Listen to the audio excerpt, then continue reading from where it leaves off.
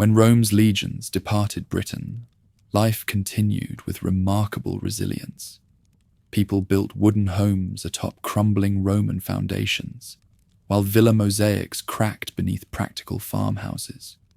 Markets shifted to barter, grain for iron, wool for salt. Local warlords replaced distant emperors, providing protection for tribute.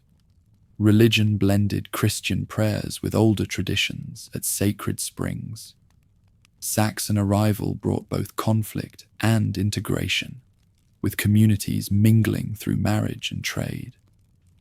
Through plague, climate shifts, and Viking raids, people adapted constantly. Despite hardship, they created something new: kingdoms with developing governance, stunning manuscript art, and spiritual traditions that would shape medieval Britain. For generations, we've been told a simple story about the end of Roman Britain. The legions marched away, and the island collapsed into chaos. Cities crumbled, villas burned, and 1,000 years of darkness descended until Saxon kings and Norman lords dragged the land back to order. It is a powerful tale, but it is wrong. Britain did not simply fall when Rome left. Beneath the ruins lie traces of survival, resilience, and transformation. This was not the end of civilization, but the birth of a different one. In 407, Constantine III led the last field army out of Britain. His gamble for the imperial throne carried the soldiers across the Channel, leaving their homeland behind them. The departure was quiet, no farewell carved into stone, no speeches to reassure those left behind. Only the sound of marching feet fading into silence, and ships shrinking into the grey horizon. For the people watching from the shore, 4 centuries of Roman protection had ended in a single tide. The silence after the legions must have felt louder than any battle. In towns once busy with markets, pigeons fluttered through abandoned basilicas. Coins that had carried emperors' faces ceased to matter, for no mint struck new ones. Barter replaced currency, grain for iron, wool for salt. Families scavenged fallen stone from deserted forums to build huts where shops had once stood. Yet even among the ruins, life carried on.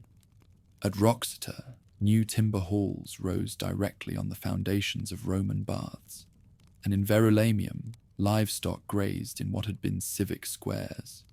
Towns shrank, but they did not die. The countryside told a similar story. Villas that had been symbols of wealth began to decay. Mosaics cracked, roofs collapsed, weeds crawled across hypocaust floors. Some estates were abandoned, yet others remained alive in altered form. At Chedworth, repairs continued after Rome's retreat. The villa endured not as a palace of luxury, but as a farmhouse. Its stones reworked to fit a world less opulent, but still determined to survive. Where one generation had read Virgil by lamplight, the next boiled barley beer in the same courtyards. But beyond these fragile adaptations, new dangers stirred. With Hadrian's wall unguarded, Pictish warbands swept south, raiding villas and villages, seizing cattle and captives. To the west, Irish seafarers struck deep into Cornwall and Wales, their leather boats beaching suddenly, their warriors plundering with impunity. The smoke of burning settlements must often have blackened the horizon. And still, Britain had no legions to call upon, only local strongmen who armed their neighbours and retreated to ancient hill forts.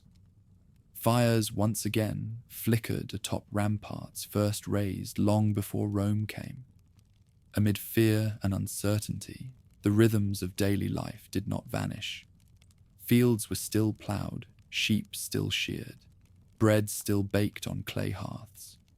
Pottery, once shipped in from Gaul or Spain, now came from local kilns, rougher in form but made by hands that remembered old skills. Imported wine vanished, but barley beer filled mugs in its place. The world grew smaller, more local, and yet it endured. Faith, too, reflected this blending of past and present. The great basilicas, no longer maintained, crumbled into shells, but crosses were still carved into stone, even as offerings returned to rivers and groves that had been holy in older times. Burials show both traditions at once, graves aligned to Christian East and West, yet filled with jewelry or weapons that spoke of older customs. Belief had not been extinguished. It had adapted to the new world. This was Britain in the early 5th century, a land that seemed abandoned, yet still alive. Roman order had faded, but in its place, local identities emerged.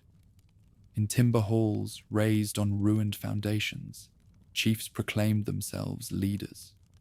In villages, families leaned on barter and custom instead of imperial law.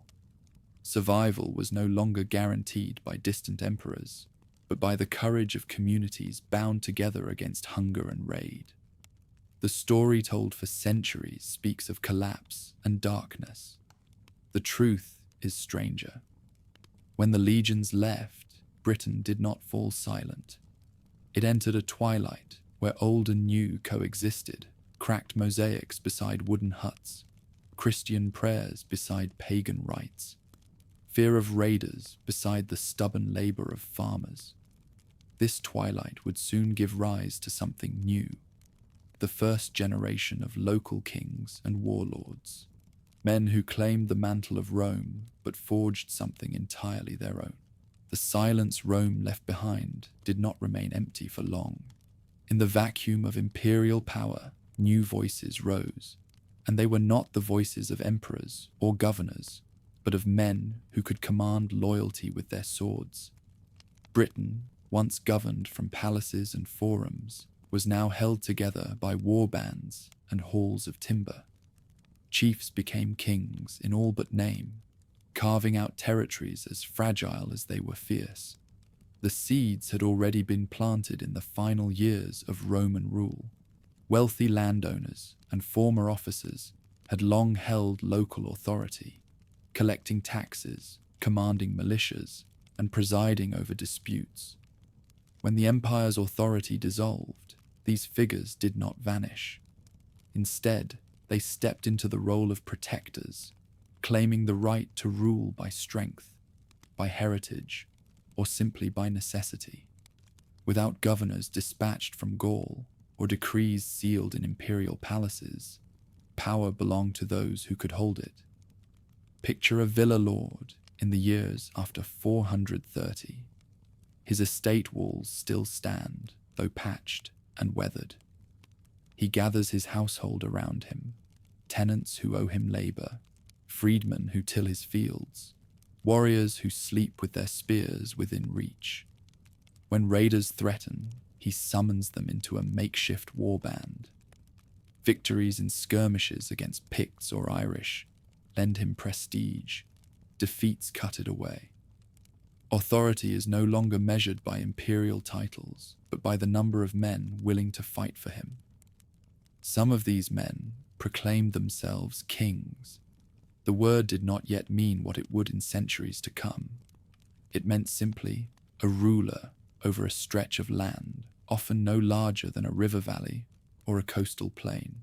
Their rule was fragile, for rivals waited at every boundary, and the loyalty of followers was bound by oaths that could be broken with the promise of richer plunder. Still, these petty kings filled the void, creating a patchwork of polities where once a single province had stood. The enemies of this fractured Britain pressed harder. To the north, Pictish warbands poured through the abandoned frontier. They knew the lands they raided, farms fat with cattle, towns clinging stubbornly to life. To the west, Irish Scotti launched raids that grew bolder each year.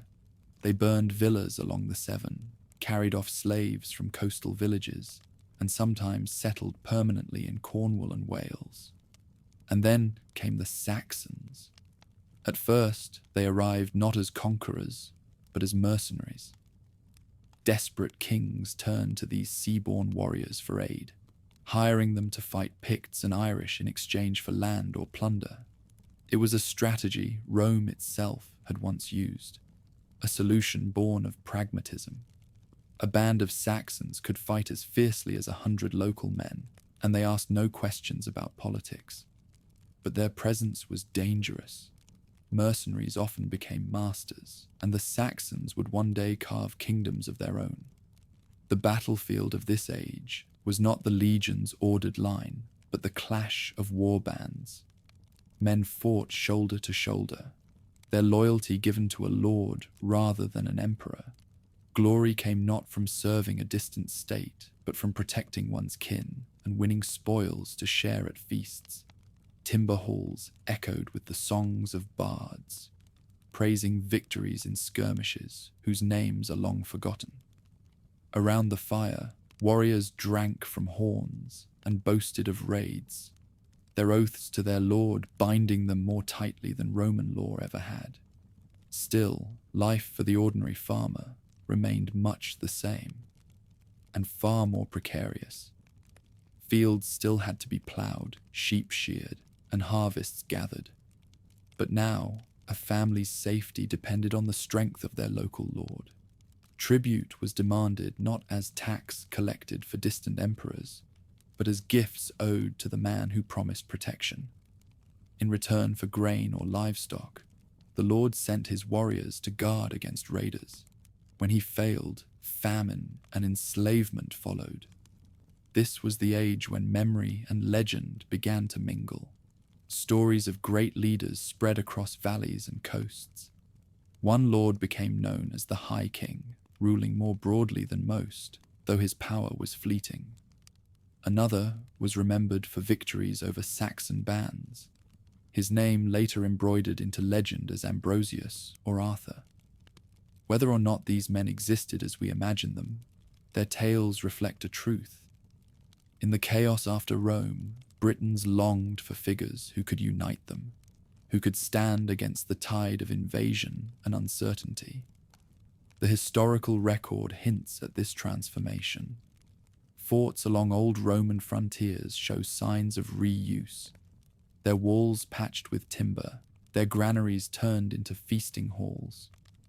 Hill forts abandoned centuries before Rome's conquest blazed with new fires.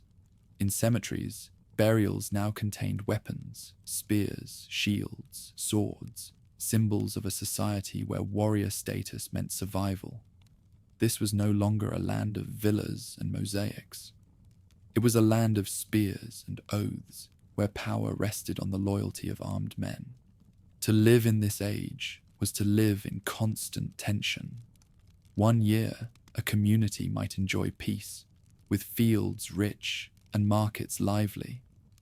The next, smoke might rise from the horizon, and families would flee into hills as raiders descended. Alliances shifted as quickly as the seasons. A lord might fight beside Saxon mercenaries one summer, then battle them the next when they claimed more land than promised. A king might boast of ruling 3 valleys, only to fall in battle and leave his territory divided among rivals. And yet, amid all the violence, culture endured. Songs were sung in native tongues, stories of ancestors passed down by firesides. Christianity, battered but unbroken, clung to life in remote churches and in the faith of a scattered clergy. Old pagan rites, too, survived. In offerings at springs, in rituals whispered beneath sacred groves, belief was as fractured as the land itself, a blend of Rome's faith and Britain's oldest traditions. By 470, the island bore little resemblance to the province Rome had once governed. Gone were the legions, the governors, the steady flow of grain ships and coinage. In their place stood a patchwork of kingdoms, some lasting no longer than a man's lifetime, others enduring long enough to carve their names into history. The Britons had not surrendered. They had reshaped themselves. This transformation was both fragile and fierce. Fragile because each petty realm stood vulnerable to raids and betrayals. Fierce, because out of the ruins of Rome arose a warrior society hardened by necessity. For the men who carried spears and the lords who led them, this was an age of opportunity. For the farmers and families who lived beneath their rule, it was an age of uncertainty, where survival depended on which banner flew above the nearest hall. The empire had gone, but its shadow lingered. Britons remembered what had been lost and searched for new ways to hold their world together. From that search came the kings and warlords who would dominate the next chapter of the island's story. By the middle of the 5th century, the mercenaries Britain had welcomed were no longer temporary guests. They had come first as hired swords, their service bought with gifts of land and cattle. But what began as employment soon turned into something far more enduring. The Saxons, Angles, and Jutes who crossed the grey waters of the North Sea arrived with wives, children, and the tools of daily life. They did not intend to leave. At first, the arrangement seemed practical. Local kings, desperate to defend their valleys from Picts and Irish, offered land in exchange for Saxon spears. It was an old Roman tactic, barbarians fighting barbarians, with the promise of reward binding them to the soil they protected. But mercenaries quickly realized the weakness of their employers. Britain was divided, its leaders at odds, its people unprepared for relentless violence. In such a fractured land, why remain hired servants when whole fields lay waiting to be claimed? The transformation unfolded quietly at first. What had been temporary encampments near the coast became permanent halls. Timber houses appeared on riverbanks, fields cleared for crops, cattle driven into pastures. Villages with Germanic names began to dot landscapes once marked by Latin inscriptions. By the 470s, it was no longer possible to see these people as outsiders. They had become settlers, carving out a future that stretched beyond the lifespan of any warlord who had once hired them. For the Romano-Britons, who still held the richer lowlands, the Saxon presence was both threat and temptation. Some fought fiercely against encroachment, retreating into the hills of Wales or Cornwall when outnumbered. Others chose accommodation, marrying into Saxon families, trading livestock and grain, building uneasy alliances. The result was a landscape of sharp contrasts. Valleys where Germanic speech echoed in timber halls, hills where Brittonic tongues clung stubbornly to survival, and along the borders, communities where both worlds mingled uneasily.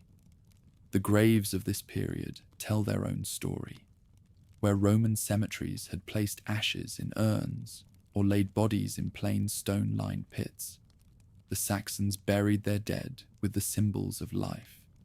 Men were interred with spears, shields, and sometimes swords, their weapons meant to accompany them into the next world. Women lay surrounded by jewelry, brooches, and tools of household craft, their roles honored in death as in life.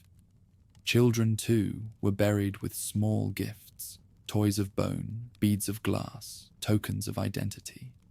Each mound or flat grave was a declaration. Here lies not a servant of Rome, but a Saxon, a member of a people who claimed this land as their own. Religion in these early communities was rooted in the old gods of the forests and skies. Woden, Lord of Wisdom, was invoked in oaths before battle. Thuna's hammer was raised to bless crops and ward off storms. Rituals tied to the cycle of the seasons guided village life. Sowing, harvest, the turning of winter into spring. Sacred groves and open-air altars replaced the shrines of Roman Britain. Fires burned bright on festival nights. Songs carried across the fields, echoing traditions brought from distant homelands. And yet, traces of continuity remained. Saxons built with timber, but sometimes used stones from ruined Roman villas.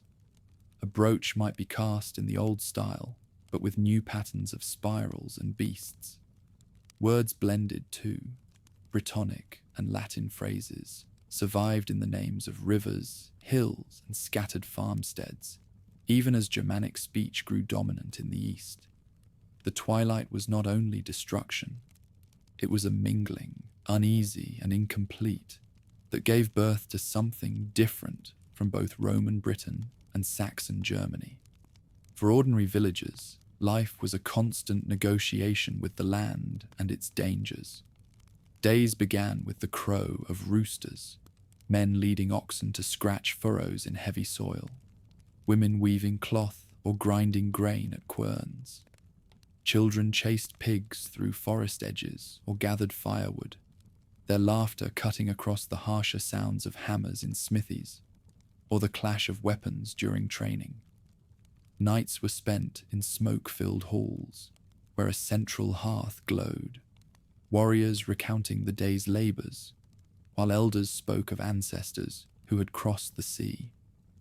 Survival depended on the strength of community, and community was bound together by kinship and the authority of a chieftain whose hall rose above the clustered dwellings.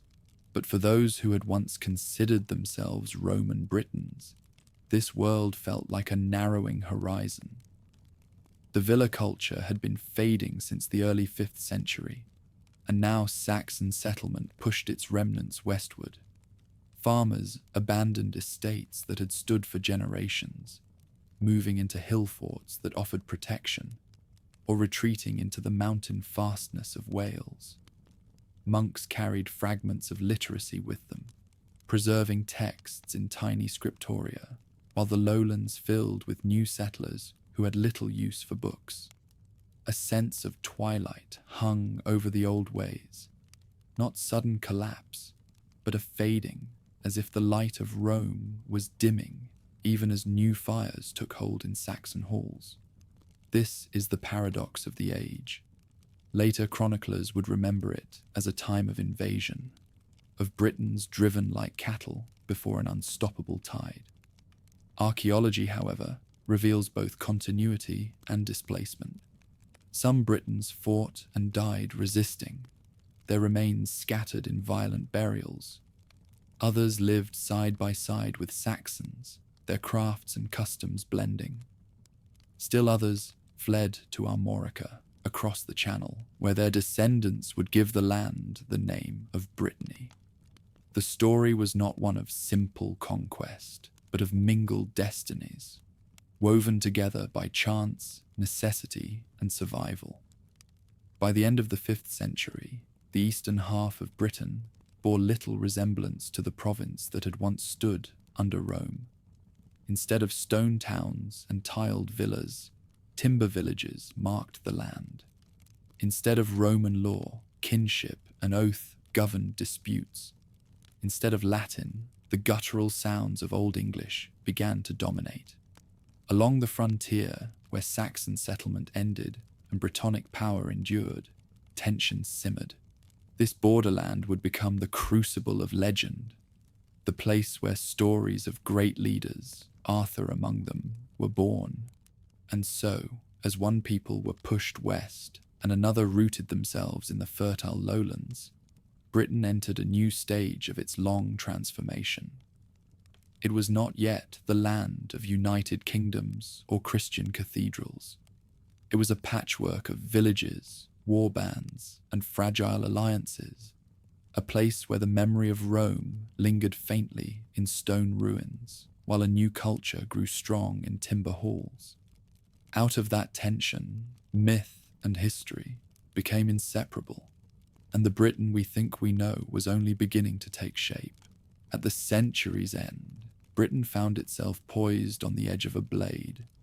Power rested with local lords, each ruling a valley or stretch of coast, their people bound by sworn loyalty and the promise of bread and meat at the hall table. Beyond their boundaries, Saxon settlements spread across fertile plains, and every spring, new ships appeared on eastern shores. Life was a cycle of raids, skirmishes, and uneasy truces. And yet, Out of this turmoil, whispers grew of a leader who could turn scattered warriors into an army. Later generations gave him a name that would echo through legend: Arthur. The archaeology of the time does not spell out his story, but it hints at the kind of figure people remembered. At South Cadbury in Somerset, ancient ramparts were reforged, crowned by stout defences and a great hall that looked down over the countryside. At Dinas Powys in Wales, craftsmen hammered fine ornaments for a lord who ruled by both wealth and steel. Along the Cornish coast at Tintagel, imported jars from the Mediterranean prove that trade still reached Britain, even as invaders pressed in. These sites show not a land abandoned, but one where strong rulers rose to defend what remained. Men capable of feeding warriors, arming them, and holding the line for a generation. The battles of these years were fought without legions. There were no long lines of disciplined soldiers, only household war bands, companions who knew each other's voices in the dark, who stood shoulder to shoulder to shoulder around a lord they trusted. Loyalty was sealed with meat and mead, with gifts of silver rings or finely worked spearheads. A leader who could keep his followers fed and victorious gained renown. One who failed was abandoned for another haul. In this world, a man's reputation could stretch further than his territory, carried in the songs of bards who praised him at feasts across the island. Memory clung most tightly to a single clash, the battle near a place later called Baden. The earliest writer to mention it does not name a commander, only that the Britons won a great victory there. Later tradition placed Arthur at its heart, riding in the thick of the fight where the line bent. Whoever led that stand, the effect was real. For a generation afterward, Saxon advance faltered. Farmers in the west sowed their fields without fear. Shepherds grazed flocks in valleys once abandoned, and children grew up without constant flight. It was not peace everywhere, but it was breathing space, and people remembered the man they believed had given it to them. Picture such a leader at dawn before battle. The frost clings to grass, breath clouds the air. He walks the line, touching shoulders, speaking quietly to men who have shared his hearth. On one flank, javelin throwers from the hills shift restlessly. On the other, veterans from a frontier fort hold shields scarred by earlier fights. In the center stand his sworn companions, bound to him not by empire, but by loyalty stronger than blood. When the enemy presses the ford, there are no trumpets, only the crash of water and a shout that carries his voice. This is the world in which an Arthur could exist, not the crowned king of romance, but a commander of war bands, decisive in the moment when survival hung by a thread. Life in the settlements reflected the same tension. In timber halls, smoke curled through the rafters as warriors feasted, bards recited, and gifts were shared. Women rationed grain through lean winters, spun wool, and kept families alive when raiding pulled men away. Children carried water, drove pigs, and learned to listen for changes in the night air that warned of danger. Priests travelled between villages with books wrapped in leather, reading aloud to those who could not decipher letters but felt the weight of the words. At springs and crossroads, offerings still appeared, grain, coins long out of use, gifts to both Christ and older spirits, for no one wished to risk silence in an age of uncertainty. The faith that clung to life in these decades was a patchwork, much like the politics around it. Churches in ruins gave way to small chapels.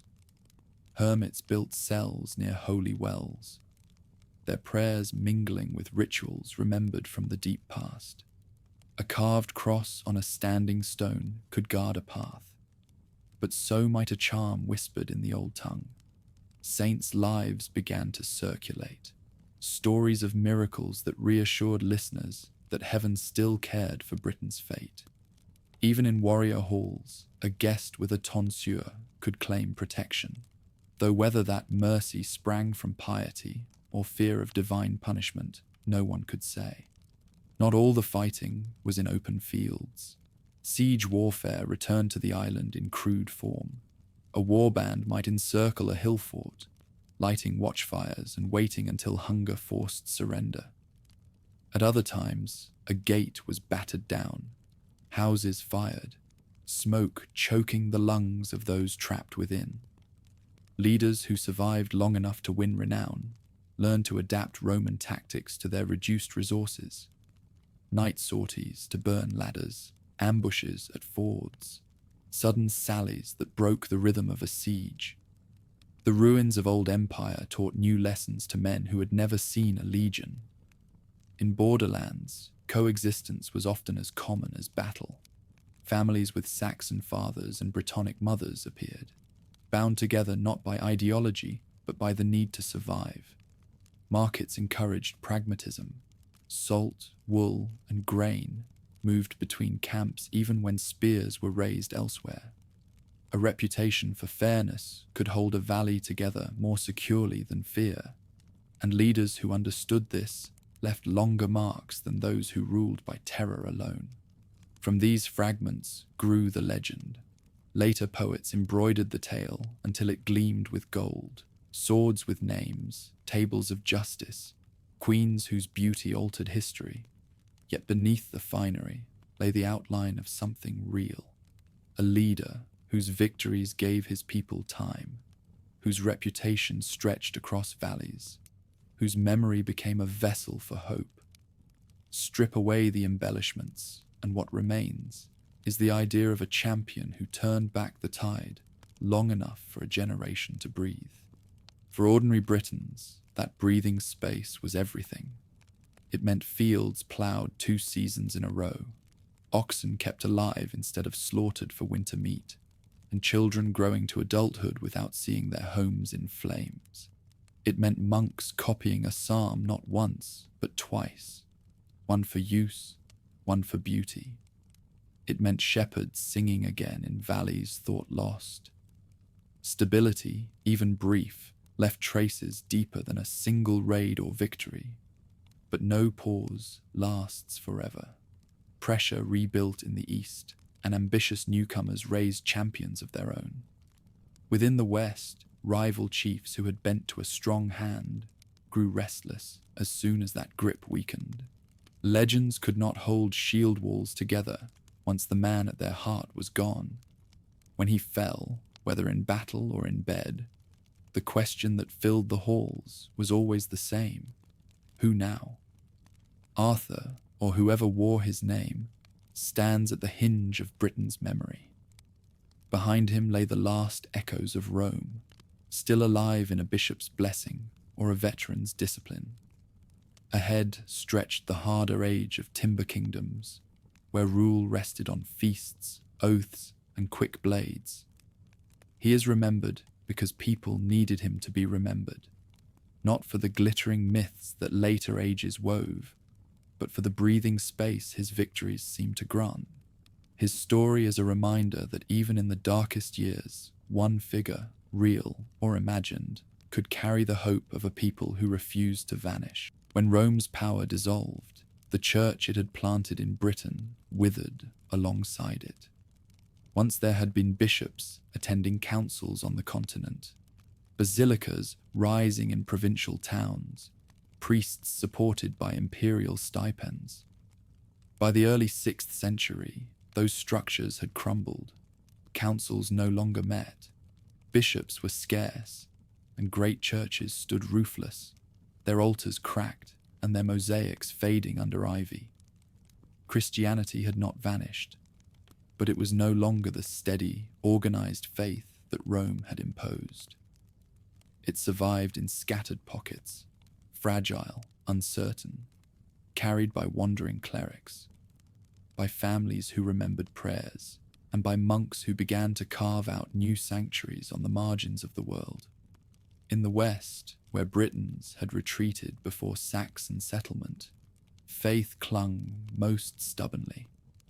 In the valleys of Wales and Cornwall, in the rugged coasts of Devon, in the highlands of Cumbria, priests and monks found shelter among local rulers who still claimed the Roman inheritance. There, timber churches stood beside old wells, and crosses were carved into stones that had once been pagan markers. Worship was improvised, intimate, and fiercely local. Instead of basilicas, there were chapels of rough masonry. Instead of vast congregations, there were clusters of families gathering in the open air, led by a single tonsured figure who might also serve as healer, teacher, and judge. Ireland, beyond the empire's reach, was now sending its own missionaries across the sea. From Iona, from Bangor, from Clonmacnoise, bands of monks set out in leather coracles, their oars pulling them toward Britain's western shores. They carried no imperial mandate, only the conviction that their way of life, a life of prayer, fasting, and study, could bring renewal to lands where Christianity seemed to be fading. These were men of austere discipline, shaped by the windswept monasteries of their homeland, where stone cells clung to cliffs, and prayer was as constant as the surf below. In Britain, their presence brought a different flavor of faith, one less tied to Rome's hierarchy and more to a personal, almost heroic pursuit of holiness. The monasteries they founded became islands of light in a dim age. At first, they were little more than clusters of huts around a chapel, ringed by a ditch or low wall. Inside, life was harsh, but purposeful. Monks rose before dawn, chanted psalms in Latin, worked the fields, copied what manuscripts they could find, and offered hospitality to travelers. In a time when violence could come without warning, these places stood as both refuge and beacon. To peasants weary of war, the sight of a monastery's cross on a hilltop meant safety, or at least the hope of it. To lords who gave them land, monasteries offered prestige, prayers for the dead, and a link to the wider Christian world. But faith in these centuries was not cleanly divided between Christian and pagan. Old rites persisted everywhere. Farmers still left offerings in streams for a good harvest. Women whispered charms over infants to guard them from illness. Warriors carried talismans of bone or antler, along with the sign of the cross. In cemeteries, burials blended customs. Graves aligned east to west, as Christians preferred, yet filled with weapons or jewelry, echoes of older belief. It was not hypocrisy, but necessity. In an uncertain world, people turned to every source of strength they could find. The result was a faith that was neither wholly pagan nor fully Roman, but a hybrid, uniquely British, forged in hardship. Stories of saints capture the strange mix of this era. Iltud, said to have been a soldier before turning to monastic life, founded a school in Wales that drew students from across Britain.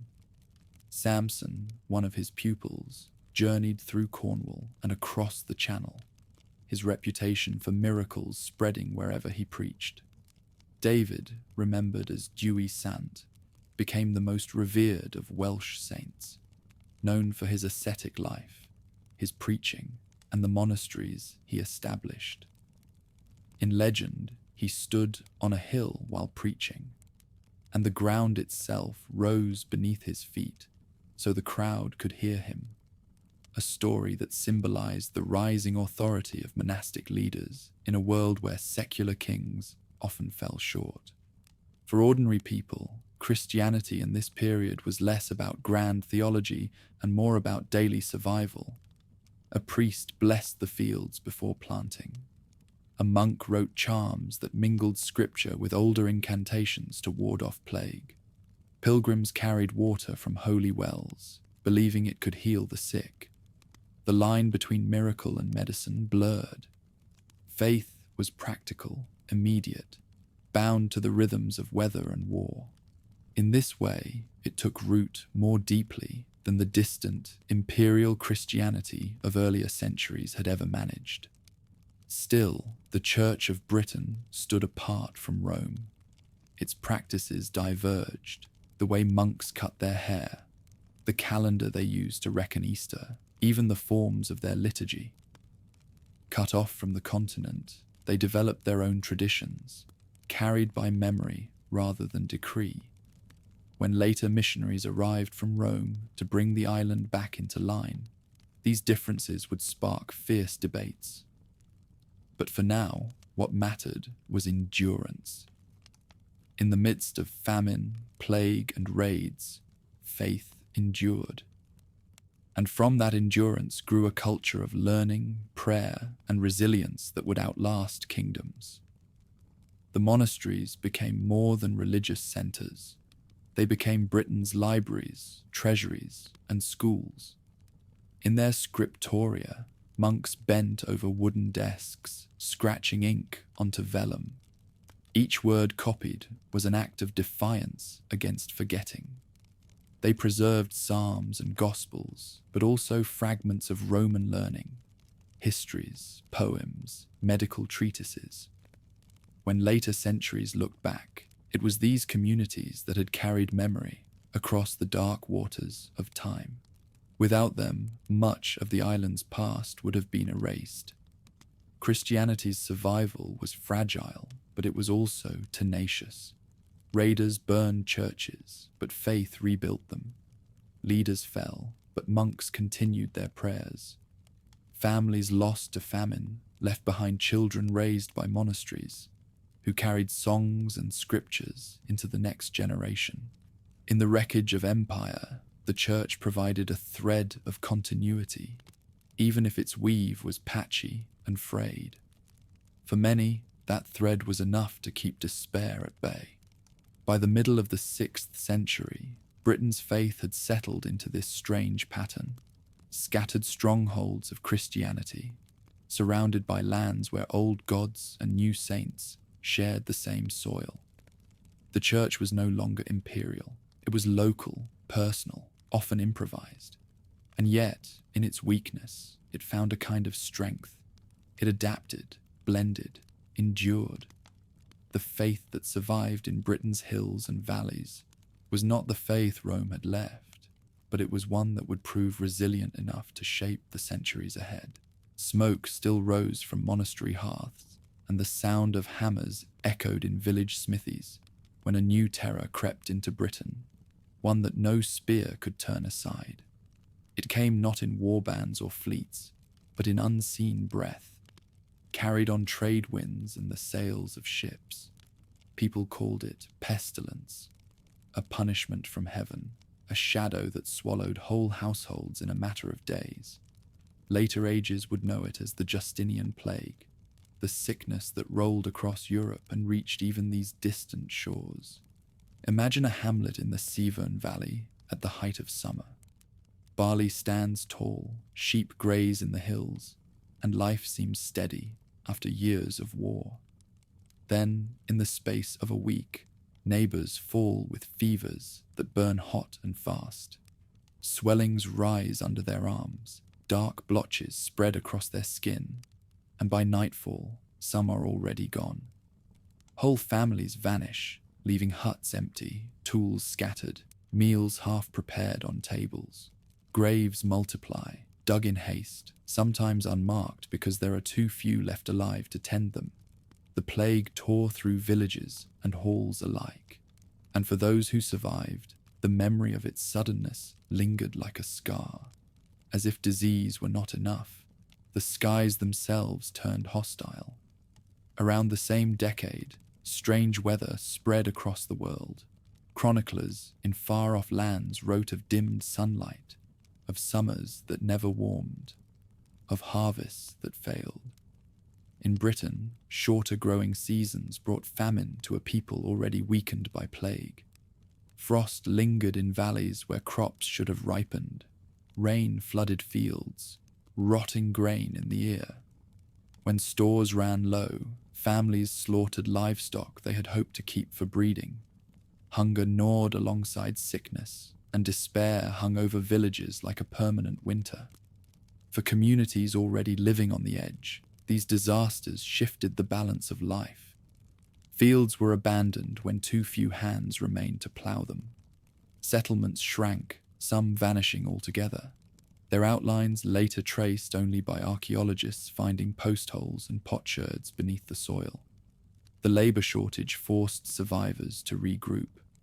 Villages combined, families banded together, and authority fell to whichever leader could provide food and protection. Lords who had once measured wealth by warriors now found themselves counting bushels of grain and the cattle still standing in their pastures. In famine years, power belonged not only to the man with the sharpest sword, but to the one with stores of barley in his granaries. Religion offered explanations when reason could not. Priests warned that plague was punishment for sin, urging fasting and repentance. Monks wrote prayers of deliverance and carried relics in solemn processions, hoping to chase sickness from their valleys. At holy wells, people drew water by torchlight, whispering ancient charms alongside Christian blessings. Across the island, old and new faiths mingled in ritual responses to terror. Some sacrificed animals at boundary stones. Others lit candles before crude wooden crosses. Fear made people reach for any comfort. And in this fusion of practices, British Christianity absorbed yet more of the island's older traditions. Yet even in disaster, life did not vanish. Survivors adapted to the new climate with resilience. Fields shifted from grain to hardier crops. Sheep and cattle herding grew in importance when cereal harvests failed. Woodland, once cleared for farming, crept back over abandoned estates, but the timber it provided became a vital resource for rebuilding halls and chapels. Communities that endured found strength in their adaptability, crafting a culture hardened by loss but skilled in survival. Archaeological traces confirm this resilience. In Cornwall and Western Wales, imported pottery from the Mediterranean still appears in layers dating to these troubled decades. Trade had not ended. Ships still crossed seas, carrying amphorae of oil and wine, even while plague travelled with them. At Tintagel, shards of Byzantine glass sparkle in the soil, evidence that despite famine, some lords maintained connections that stretched beyond the horizon. These finds tell us that catastrophe did not seal Britain off from the wider world.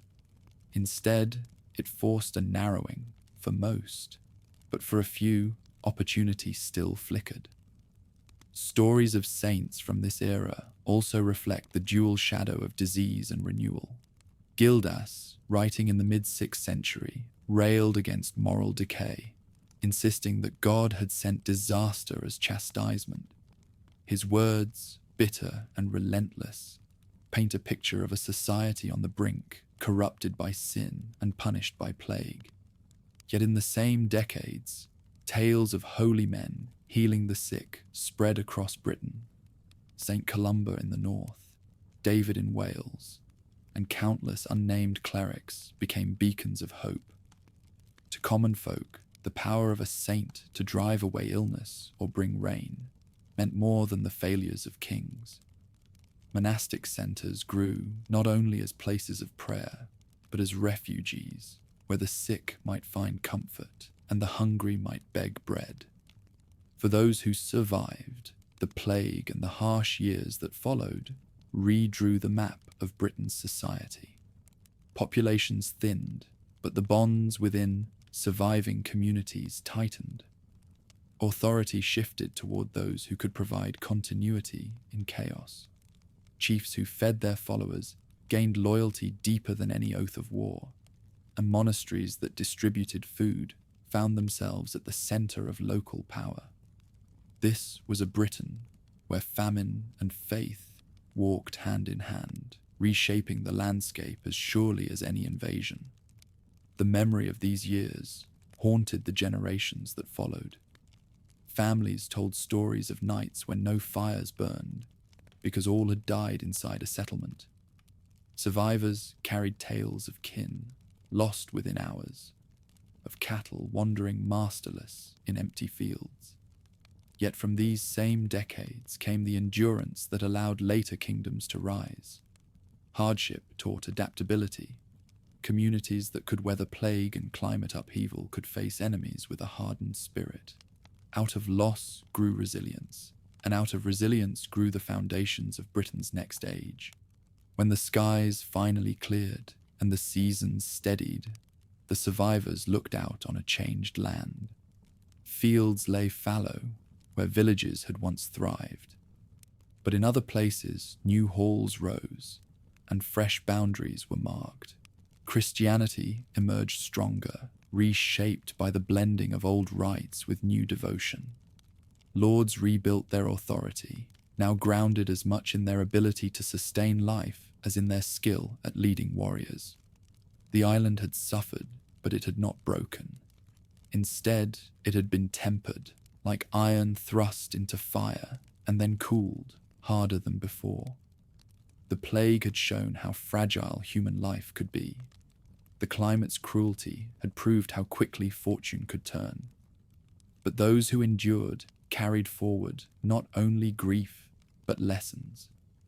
In the silence after disaster, new voices of leadership emerged. They would guide Britain into its next chapter. The rise of kingdoms more stable, more enduring, built on the resilience born from plague and famine. The storms of plague and famine slowly passed, and in their wake the island stirred with new ambition. Where scattered warlords had once ruled from timber halls, stronger chieftains now gathered power, binding larger territories beneath their banners. On the eastern plains, where Saxon and Anglo settlers had rooted themselves a century earlier, these leaders rose from tribal heads into kings. Their halls grew grander, their commands stretched further, and their names began to echo across Britain. This was the dawn of the Anglo-Saxon kingdoms. Kent was among the first to emerge as a true realm. Its position by the straits gave it wealth from trade, and its rulers knew how to wield it. Ships from the continent touched its shores, carrying glass, wine, and fine weapons. Frankish gold coins found their way into Kentish burials, proof that this new kingdom was already tied into networks stretching beyond the Channel. Its kings did not merely fight, they negotiated, married into foreign dynasties, and displayed the trappings of power with a confidence no single warlord had matched before. Further along the southern coast, Sussex and Wessex took shape. Sussex grew in the shadow of older tribal territories, while Wessex, born of migrants who had pressed inland from the southern shore, spread along the fertile valleys of the Thames and Avon. Here, warriors raised halls on chalk ridges, their roofs thatched with reeds, their walls daubed with lime, their hearths blazing at the heart of each community. Around these halls clustered farms where peasants bent to the plough, driving oxen through heavy soil, their sweat and toil feeding the ambitions of their lords. In the east, Essex and East Anglia came into being, their names preserving the memory of the tribes that founded them. Essex, land of the East Saxons, looked toward London, whose Roman ruins still loomed over the Thames, even as Saxon villages grew nearby. East Anglia, flat and open, became a realm of broad fields and estuaries, where Angle chieftains ruled from timber complexes surrounded by marshes.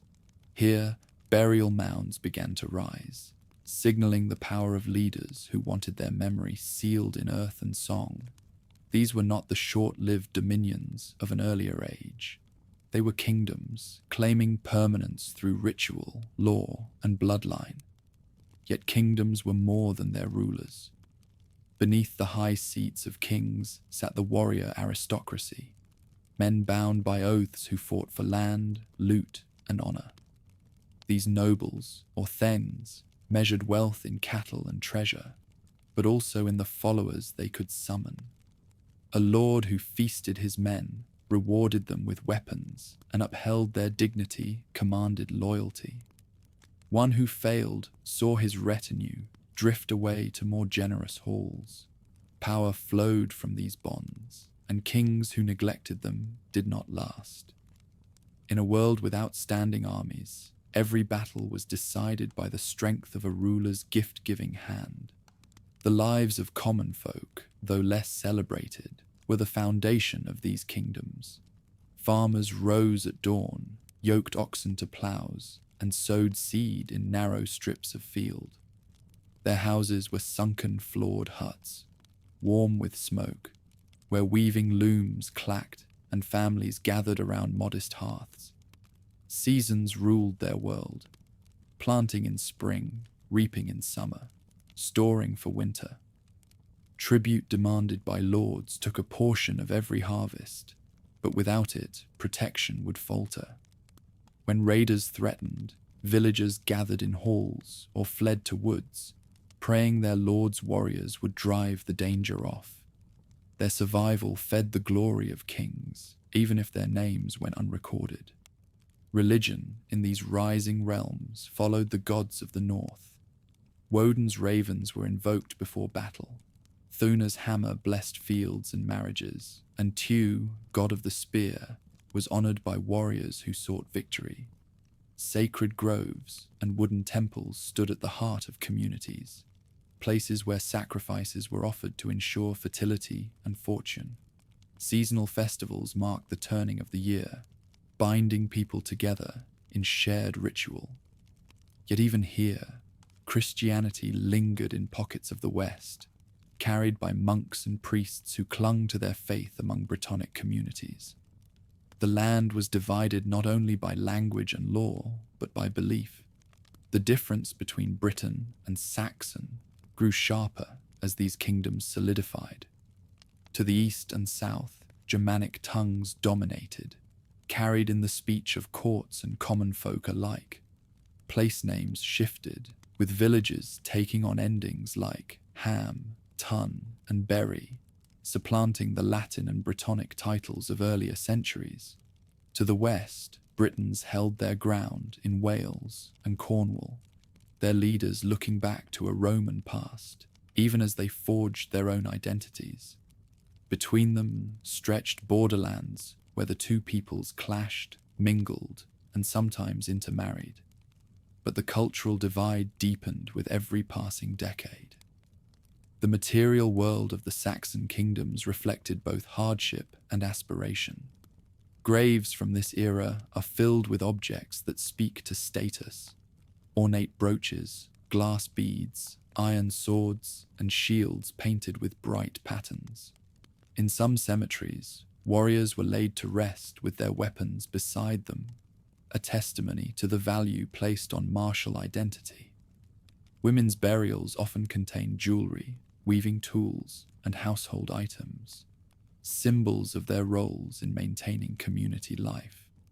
Even in death, these goods told a story of hierarchy, wealth, and the pride of belonging to a people who saw themselves not as outsiders, but as rightful heirs to the land they had taken. Kings sought to cement their authority through ritual as much as through arms. Assemblies of freemen met at sacred sites to swear loyalty, settle disputes, and confirm laws spoken aloud. Oaths were binding, sealed before gods, and breaking them brought ruin. The authority of a ruler was measured not only in victories, but in his ability to keep peace among rivals, to adjudicate fairly, and to maintain the fragile balance between generosity and discipline. In these gatherings, the seeds of future law codes were sown, though at the time they were carried only in memory and voice. Across the Channel, observers began to take notice. Frankish writers mention rulers of Kent and other regions, proof that these new kingdoms had entered the awareness of Europe. Diplomatic ties, fostered through marriage and trade, gave the Saxon elites prestige beyond their shores. Exotic goods, garnets, silver, glass found their way into Britain, and with them came ideas of kingship that blended native custom with continental models. These connections strengthened the identity of the Anglo-Saxon realms, making them part of the wider tapestry of post-Roman Europe. For the Britons watching from the west, the rise of these kingdoms was a grave threat. Each passing year saw Saxon dominion expand, and each new king meant another centre of power to resist. Yet their persistence in Wales, Cornwall, and the north shows that the struggle was not one-sided. Fortresses were rebuilt, alliances forged, and raids launched in return. The island remained contested ground, its peoples divided but unbroken, each side convinced of its right to the land. By the close of the 6th century, Britain had transformed. The chaos of warlords had given way to structured kingdoms.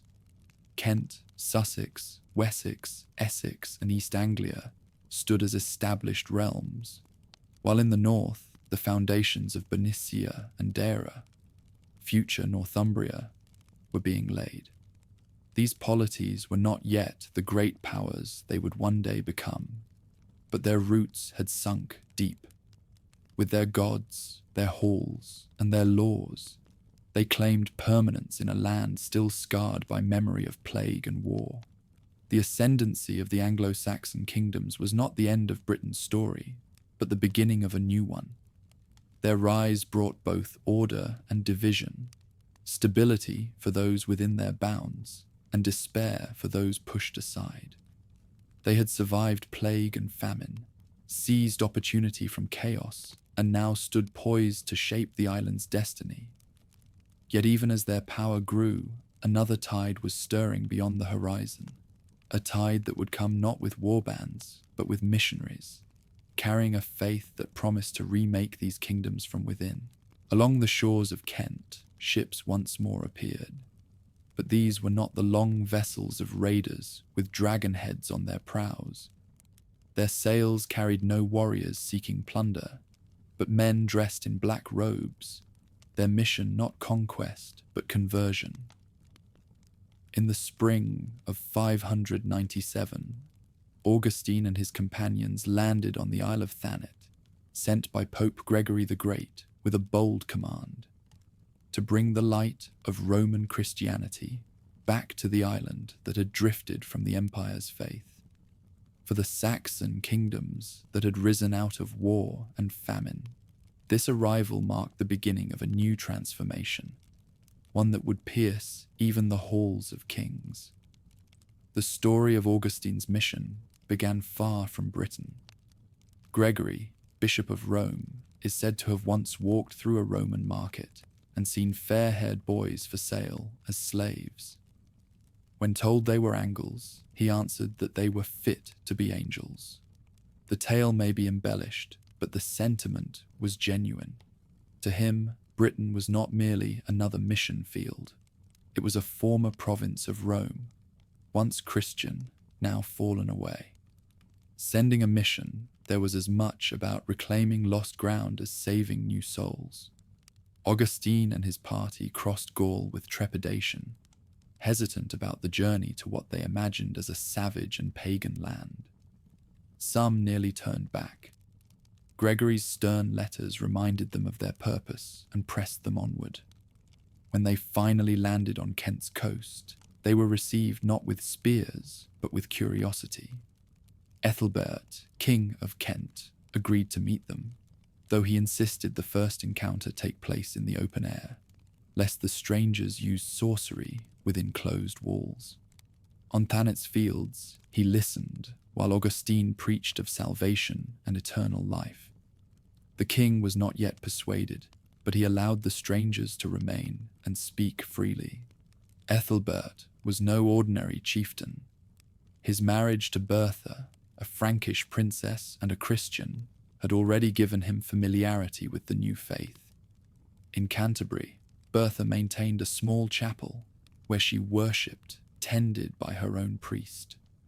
Through her influence, the ground was prepared for Augustine's message.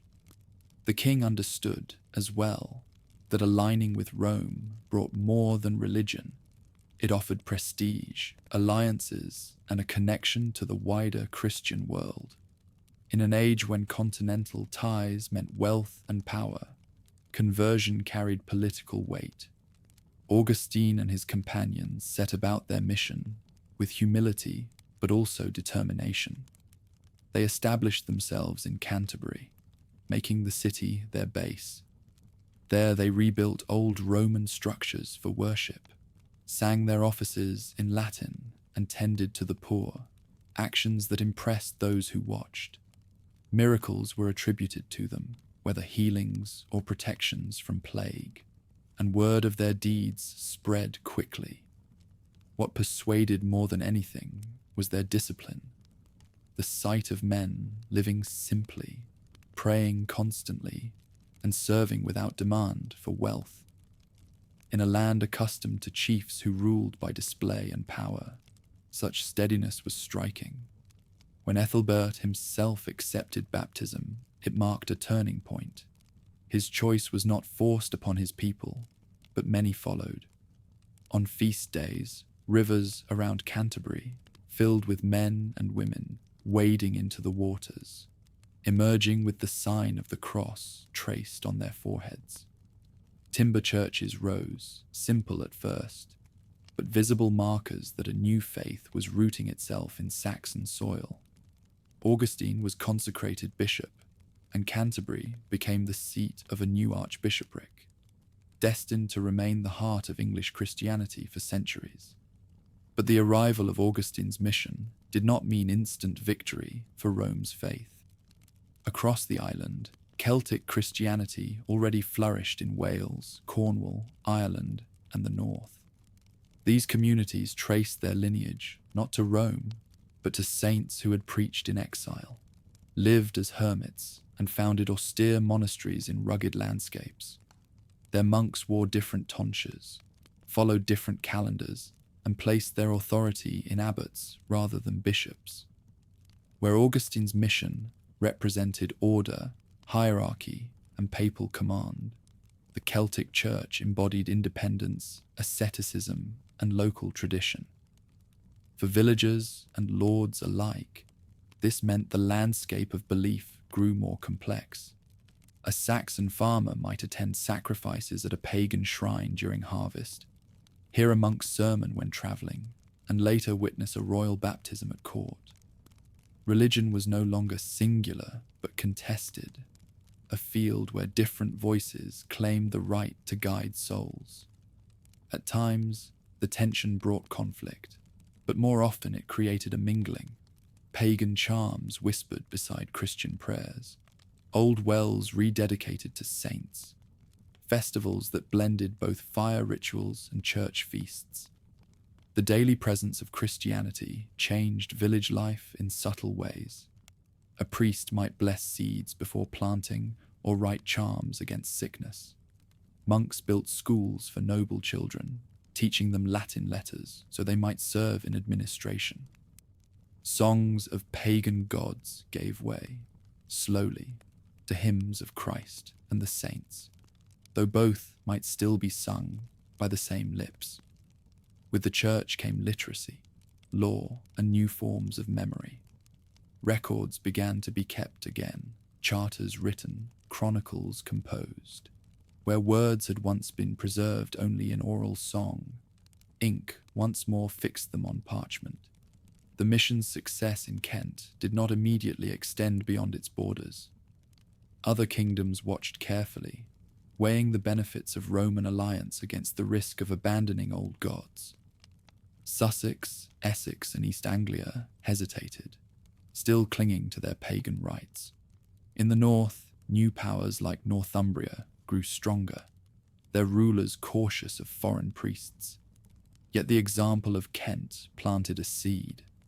Conversion was no longer unthinkable. It had become an option rulers might one day choose. For the common people, what mattered most was survival, not doctrine. If a Christian priest could heal a child, he was respected. If a pagan rite brought rain, it was performed. If a saint's relic was said to guard against plague, villagers flocked to see it. The blending of belief was messy, imperfect, and deeply human. The old gods did not vanish overnight, nor did Christianity triumph in a single generation. Instead, the two lived side by side, shaping a society that walked with one foot in the past and one in the future. Augustine himself did not live to see the whole island turn. His mission laid foundations, but left many challenges unresolved. He struggled with Celtic monks who refused to acknowledge Rome's authority. He faced the limits of royal power, realizing that not all subjects followed their king's faith. Yet his work marked a beginning. From the wooden churches of Kent would grow cathedrals. From the first river, baptisms would come a nationwide church. The landing at Thanet was a hinge in history, a moment when Britain opened its door to a faith that would eventually weave itself into every part of its identity. When those black-robed strangers first stepped onto Kentish soil, no one could have guessed how deeply their presence would shape the centuries to come. They brought no armies, built no fortresses, yet the transformation they began was as profound as any conquest. Through patience, persuasion, and the quiet persistence of prayer, Augustine's mission planted a seed of renewal. In the shadow of war and the memory of famine, it promised a different kind of strength. Not the might of swords, but the endurance of faith. The black-robed strangers who had stepped onto the shores of Kent had brought new prayers. But in the decades that followed, the island was still shaped most of all by the clash of swords. Kingdoms were rising everywhere, their borders uncertain, their ambitions unchecked. In this age, rulers secured their authority not through parchment or decree, but by raiding neighbors, defending their halls, and gathering warriors around them in a rhythm of battle and feast. War was the forge, and from it the strongest realms began to take lasting form.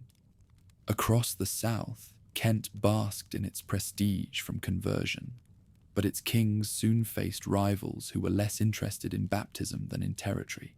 Sussex and Essex jostled for land and influence, their warriors clashing in valleys where crops were trampled beneath hoofbeats.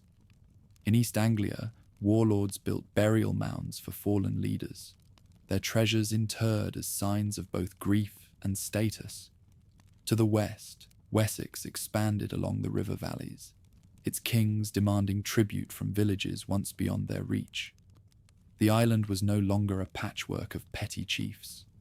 It was becoming a theatre of competing kingdoms, each determined to carve a name that would outlive the man who wore the crown. Nowhere was this ambition fiercer than in the north. Bernicia, centered on the fortress of Bamberg, thrust outward from the coast, its kings looking south toward fertile lands. Dera, based further inland, grew powerful in turn, and the two realms collided in repeated struggles. Sometimes they fought as rivals. Sometimes they joined forces under a single banner, creating the larger power that later generations would call Northumbria.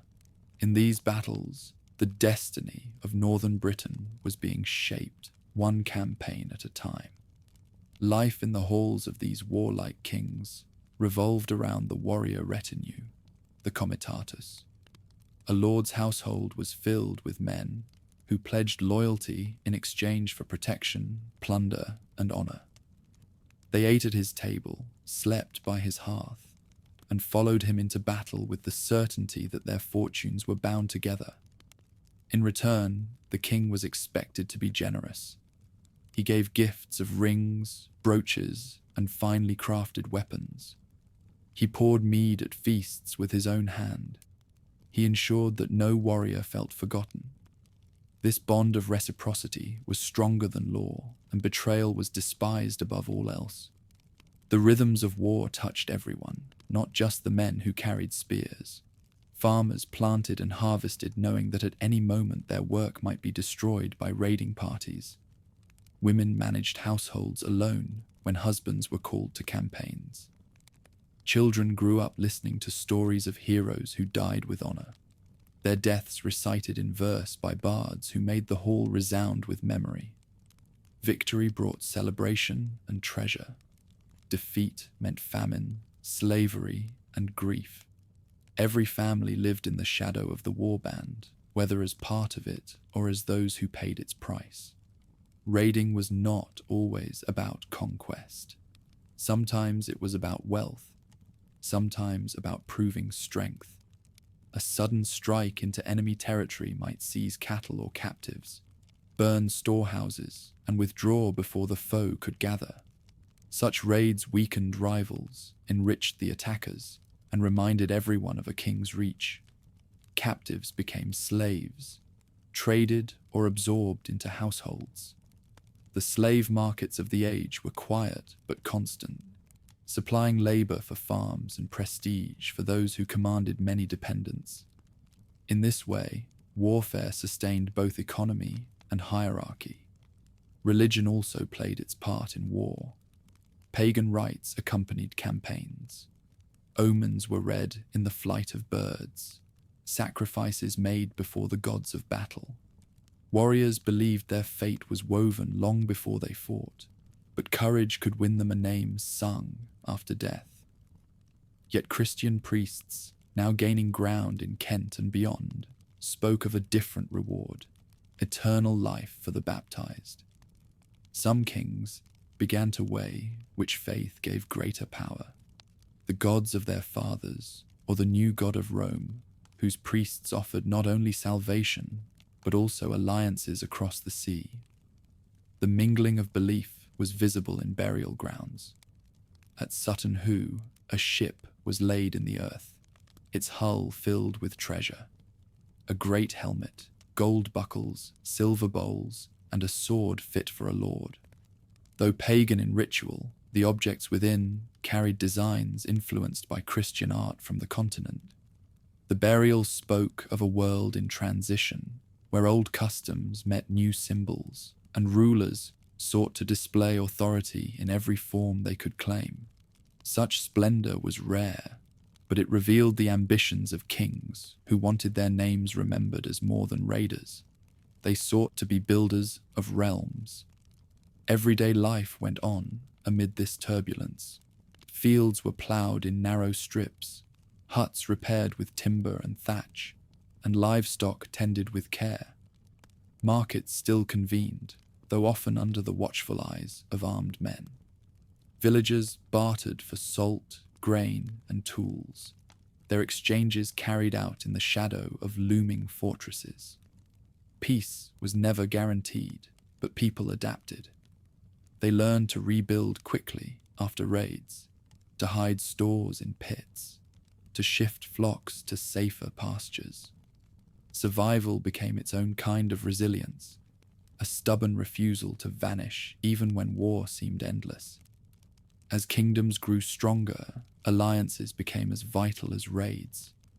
Marriages were arranged to seal truces, daughters given as queens to foreign rulers, sons fostered in rival courts to ensure loyalty. These ties created a web of obligation that stretched across Britain and into Gaul. A king who could not manage them risked isolation and defeat.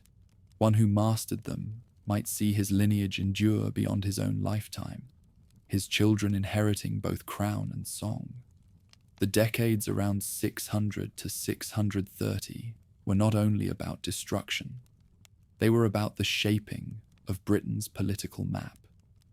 In the north, Northumbria's rise signaled the emergence of a power that could dominate its neighbours. In the south, Kent's prestige from Augustine's mission gave it a voice in European affairs. Across the Midlands, Mercia began to stir, its lords forging a kingdom that would one day rival all others. These were still fragile states, vulnerable to betrayal and sudden death in battle. But compared to the chaos of earlier generations, they carried the beginnings of continuity. For the Britons, who still held the West, these changes were both threat and warning. Kingdoms now stood on their borders, with more organization, more ambition, and more resources than ever before.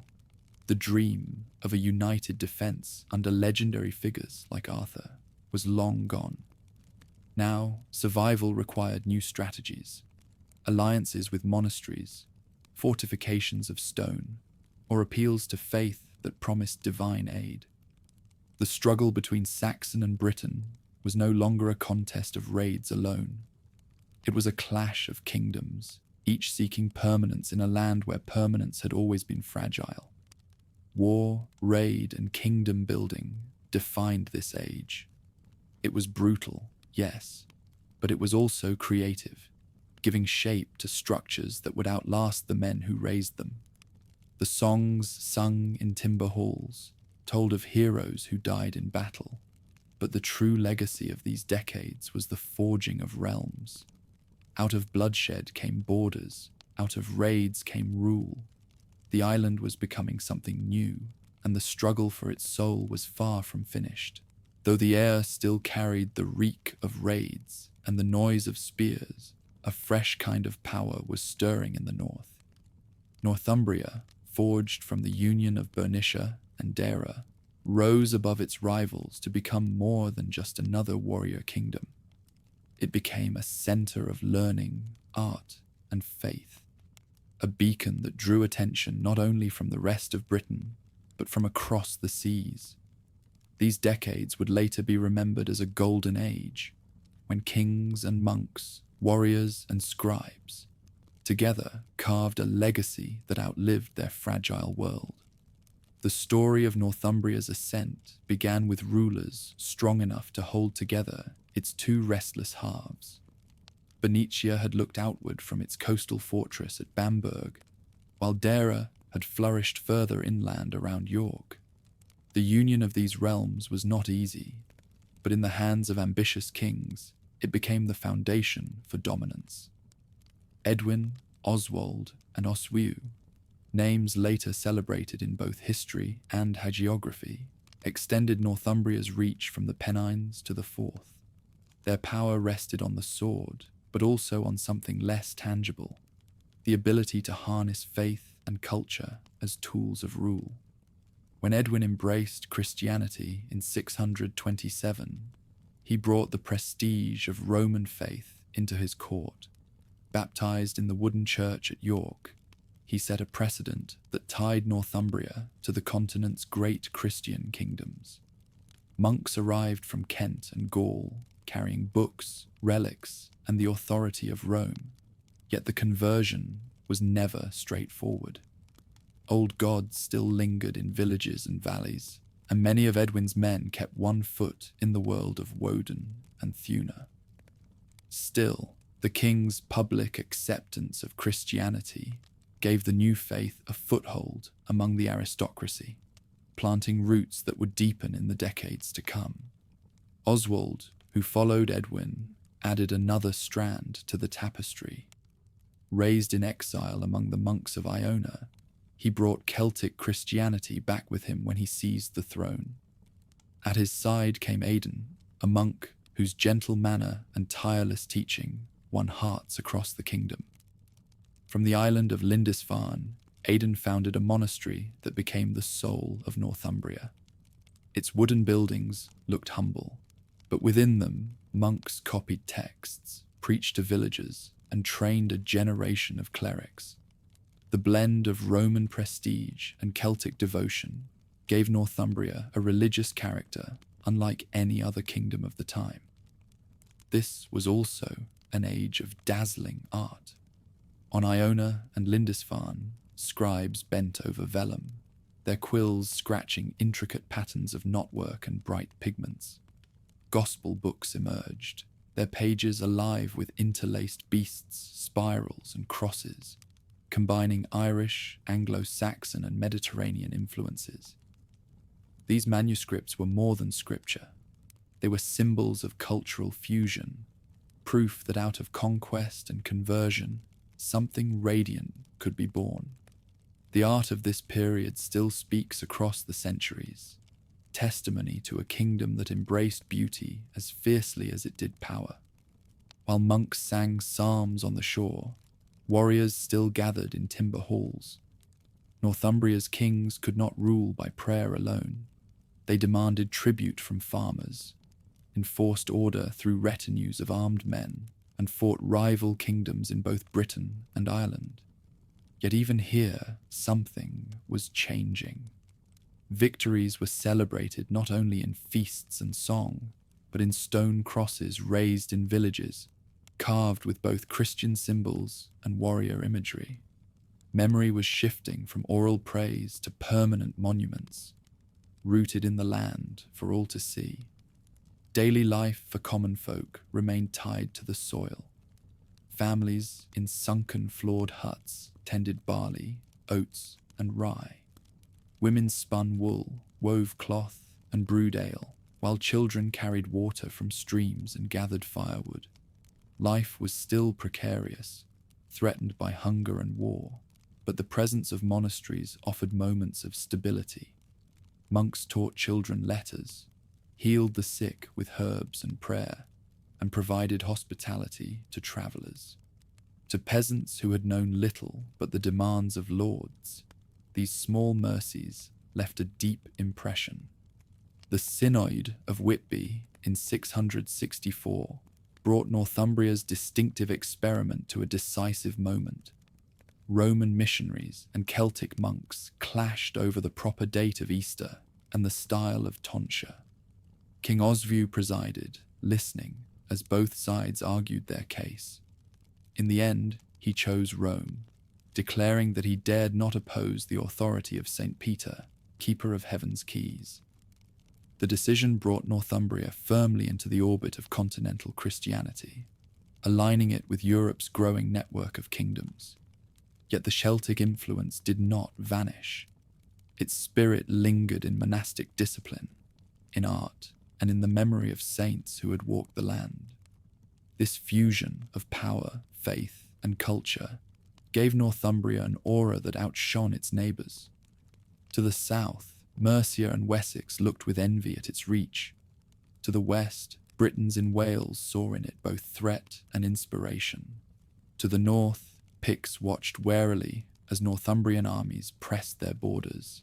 Yet within the kingdom, the glow of its golden age masked the fragility beneath. Kings still fell to assassination and battle. Dynasties still faltered, and famine could undo years of prosperity. Its brilliance was real, but it burned against a backdrop of constant danger. What makes these decades remarkable is not that war ceased, but that culture flourished despite it. The halls of kings resounded with poets' songs, but so too did cloisters hum with the sound of quills and chants. Farmers ploughed the earth, monks illuminated gospels, warriors guarded frontiers, and bishops wrote letters to Rome. Together, these threads wove a fabric that carried Northumbria's name into history. When travellers crossed its lands, they found not only strength of arms, but strength of mind. A kingdom that had risen from the violence of migration and conquest now claimed a place in the wider Christian world. Its art, its saints, and its kings stood as proof that even in an age of upheaval, brilliance could emerge. And though its glory would not last forever, the memory of its golden age lingered, carved in stone crosses, painted in manuscripts, and whispered in stories that outlived the men who had shaped it. The light of Northumbria's golden age spread far across the island, but light always casts shadows. In the late 7th century, Britain stood in a fragile balance. Kingdoms had grown stronger, monasteries flourished, and learning reached new heights. Yet dangers stirred beyond the horizon. Sailors whispered of raids along distant coasts, of northern seafarers whose hunger for plunder was matched only by their skill at sea. The Viking threat had not yet struck Britain, but its shadow loomed. Within monasteries and villages, people sensed that the peace of their age would not last forever. Life within the cloister contrasted sharply with the clangor of war bands. Monastic communities multiplied during these years, dotting the landscape from Lindisfarne in the north to Glastonbury in the southwest. They were more than centres of prayer. They were schools, farms, workshops, and scriptoria. Behind their timber palisades or stone walls, monks rose before dawn, chanting psalms in the cold of the chapel, their voices carrying into the misty fields. After prayers, they bent to work, tilling gardens, copying manuscripts, brewing ale, or tending sheep. The cycle of the hours gave rhythm to lives that sought eternity within the fleeting span of mortal days. Monasteries were also engines of culture. The Lindisfarne Gospels, produced in this period, dazzled with their intricate designs, knotwork interlacing across pages alive with colour. The artistry combined influences from Ireland, Saxon England, and the Mediterranean, proof of a world more connected than the ruins of Rome suggested. Each manuscript was a labour of years, every letter a testimony that beauty could be born even in times when hunger and violence were never far away. These books became treasures, carried with pride, kissed with reverence, and guarded as relics almost as holy as the bones of saints.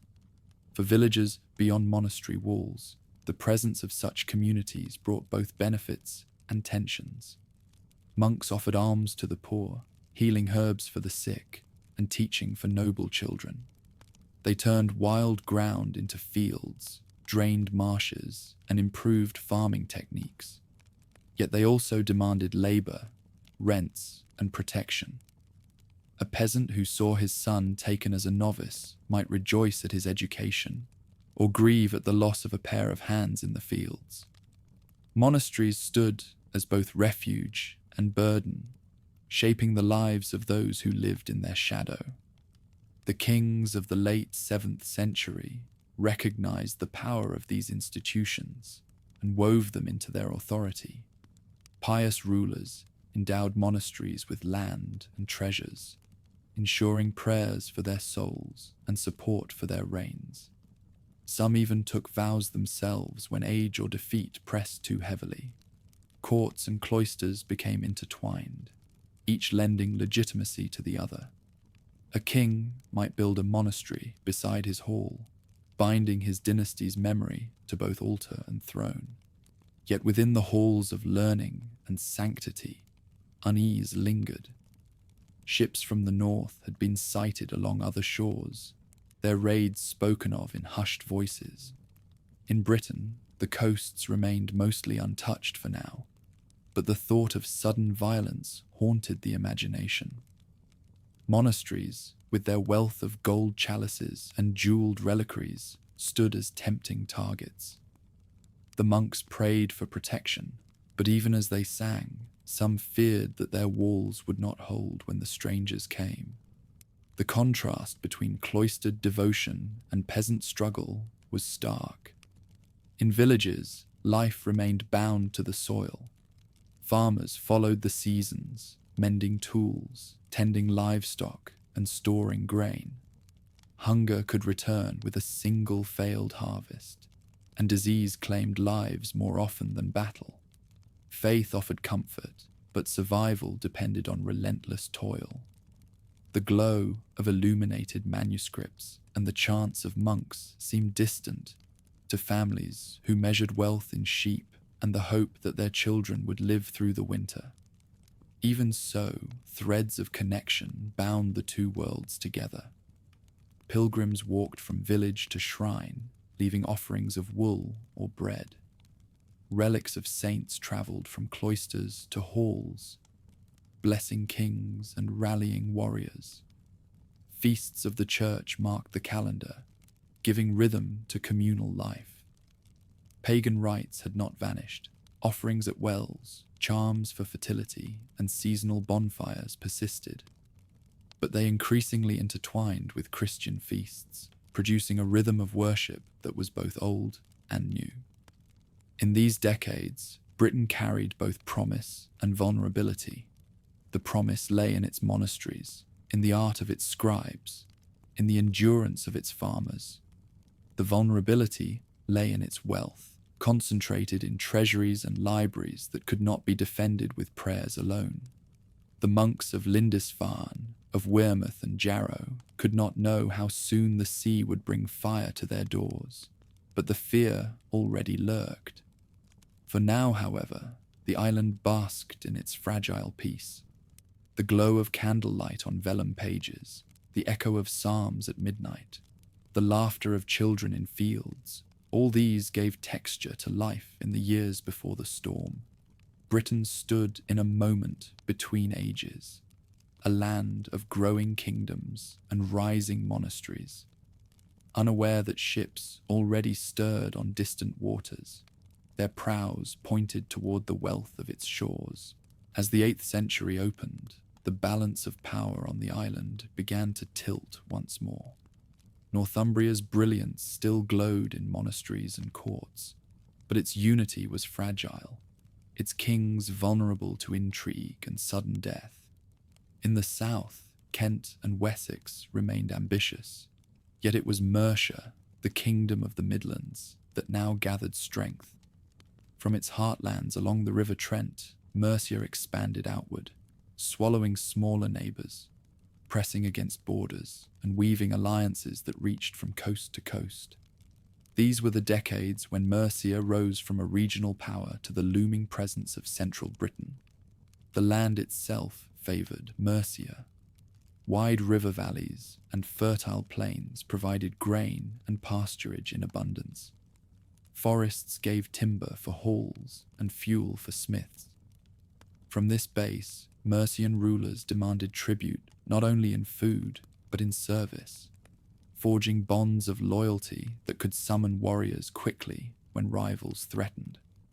As their dominion widened, they built not only halls for feasting, but also estates that showed a growing sense of permanence. Great timber complexes rose, their size dwarfing the huts of common folk, their architecture designed to impress all who entered. To stand before such a hall was to feel the authority of a king who claimed the right to rule more than his own valley. Trade reinforced that authority. By this time, markets had begun to flourish again.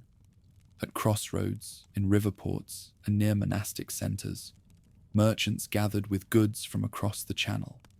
Salt, wine, and glass came from the continent. Wool, grain, and hides went in return. Even in an age often remembered for isolation, Britain's rulers were tied into wider networks of commerce. Mercian kings exploited this, taxing markets, controlling trade routes, and rewarding followers with imported treasures that proved their reach extended beyond the island. Coins reappeared, minted under royal authority, stamped with symbols that carried a message as much as monetary value. Here was a ruler who claimed Rome's mantle of order. For the ordinary farmer, these changes meant both opportunity and burden. Markets allowed surplus produce to be exchanged for tools, salt, or ornaments. Villages near trade routes thrived, their households a little richer, their tables set with glass beads or decorated pottery. But markets also brought new obligations. Lords demanded rents in kind to exchange for continental goods, and peasants laboured harder to meet these demands. Still, the rhythm of village life remained much the same. Sowing in spring, harvesting in autumn, storing for the hungry months of winter. It was the taxes owed to lords and the calls to service that tied these labours into the wider story of Mercian supremacy. Religion, too, shaped this age. Monasteries continued to multiply, now less isolated and more integrated into the political fabric of kingdoms. Rulers endowed abbeys not only for piety but for power, ensuring that prayers for their souls were paired with loyalty from influential abbots. In Mercia, religious houses dotted the countryside, serving as both spiritual havens and centres of economic activity. Monks copied texts, but they also managed estates, collected rents, and advised kings. The partnership of throne and altar deepened, binding secular and sacred in a web that supported Mercian authority. The countryside bore the marks of this transformation. Seasonal rhythms ruled peasant lives, ploughing with heavy oxen in muddy fields, mending tools in the long nights of winter, gathering flocks from highland pastures before the frosts set in. Women managed spinning and weaving, their looms producing cloth for households and tribute alike.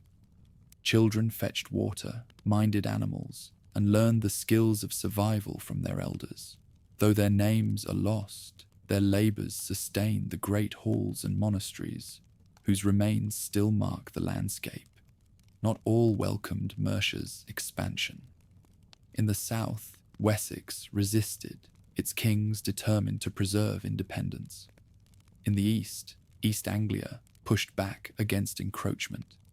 Yet Mercia's rulers proved adept not only at war, but at diplomacy, arranging marriages, fostering heirs in rival courts, and forging bonds that reached across the Channel. By strength of arms and subtle negotiation, they extended their reach until their supremacy seemed unshakable. This was not yet the age of Offa and his monumental works, but the ground was being prepared. Mercian kings of the early 8th century laid the foundations, gathering wealth, building networks, and asserting dominance over neighbours. Their courts blended the warrior ethos of old with the beginnings of structured governance. Assemblies confirmed laws, disputes were settled under royal oversight, and coinage provided a visible sign of order.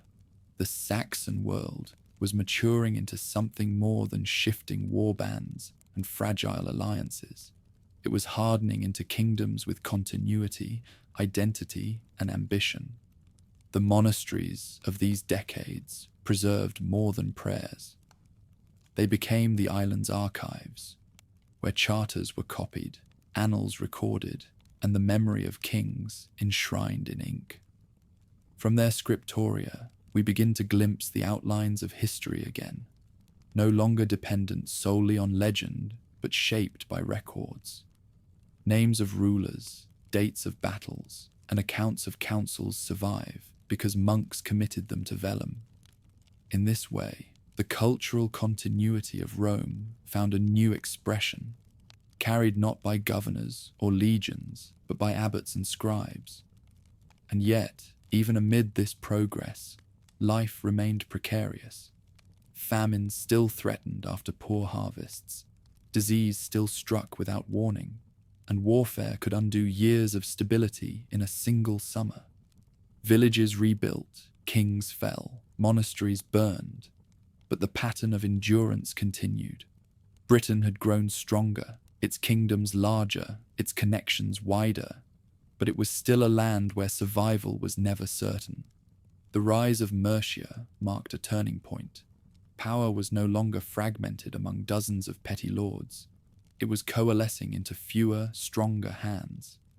Kings began to dream of ruling not just valleys, but whole regions. The idea of supremacy, of overlordship across multiple peoples took hold. In that dream lay both opportunity and danger. For while Mercia grew powerful, its neighbours watched, waited, and prepared their own claims. The island's story was not yet one of unity, but of rival ambitions sharpening against each other. The sound of shovels striking soil echoed along Mercia's western border. Under the eye of overseers, lines of labourers cut into the earth, piling ridges that climbed higher with every hour. Stretching for more than 100 miles, the barrier snaked across valleys and hills, separating Saxon from Britain. This was Offa's dike, not simply a defence, but a statement carved into the land itself. No traveller could cross it without knowing who ruled on the eastern side. It was Offa's way of saying that Mercia was no longer just another kingdom. It was the kingdom. The man who commanded this work had risen above every rival. Offa inherited a realm already strong, But through war, diplomacy, and sheer determination, he reshaped Mercia into the centre of power in Britain. He was no warlord ruling from a timber hall for a brief season. He thought in decades, in monuments, in coins stamped with his name. His ambition was not only to survive, but to impose order on a land that had known centuries of uncertainty. At the heart of this vision lay wealth. Mercia's fertile midlands gave grain and cattle in abundance, and trade routes threaded through its rivers and valleys. Offa harnessed these resources, ensuring tribute flowed into his coffers. He minted silver pennies in his own name, their circulation binding markets to his authority. For a peasant at a fair, the coin was a tool of exchange. For Offa, it was a declaration that kingship could command not just warriors, but an economy. The sight of his image struck into silver made him more than a local ruler. It made him a sovereign recognized across the channel. The court he built reflected this wealth. Halls rose larger and grander, their beams carved, their feasts resplendent with imported wines and jeweled ornaments. Nobles gathered there, dazzled by the display, bound to their king through both awe and obligation. Bards praised his victories, while ambassadors from Frankish lands sat at his table. Charlemagne himself corresponded with Offa, sometimes as ally, sometimes as rival, but always as equal. Few British rulers had ever spoken across the sea with such confidence. Religion gave Offa another avenue to tighten his hold. Monasteries had multiplied for generations, drawing gifts from kings eager to secure prayers for their souls. Offa went further. He poured wealth into abbeys, yet also bent them to his will. By elevating Lichfield as a new archbishopric, he challenged Canterbury's supremacy, forcing even the church to acknowledge Mercia's dominance. Faith was both devotion and strategy. To rule men's souls was to rule their loyalties, and Offa ensured the cross served alongside the crown. Law and justice, too, bore his mark. Though records are fragmentary, evidence suggests his court functioned as a place of judgment, disputes settled beneath his gaze. In a land where vengeance often replaced fairness, the image of a king dispensing measured justice enhanced his authority. Offa's presence in matters of law reinforced the sense that order flowed from him, that Mercia's peace was his gift and Mercia's discipline his command. Yet for all this grandeur, the lives of common people were as hard as ever. Peasants still bent over fields from dawn to dusk, driving oxen, weeding crops, and hoping for harvests strong enough to endure winter. Women spun wool into cloth, baked bread in clay ovens, and nursed children through sickness. Tribute was heavier than before, demanded not only in grain, but in labour for massive projects like the dike. Many toiled for glory they would never share, their sweat feeding the vision of a king whose name they might never see on silver. The splendour of Mercia rested on their shoulders, though their stories went unrecorded.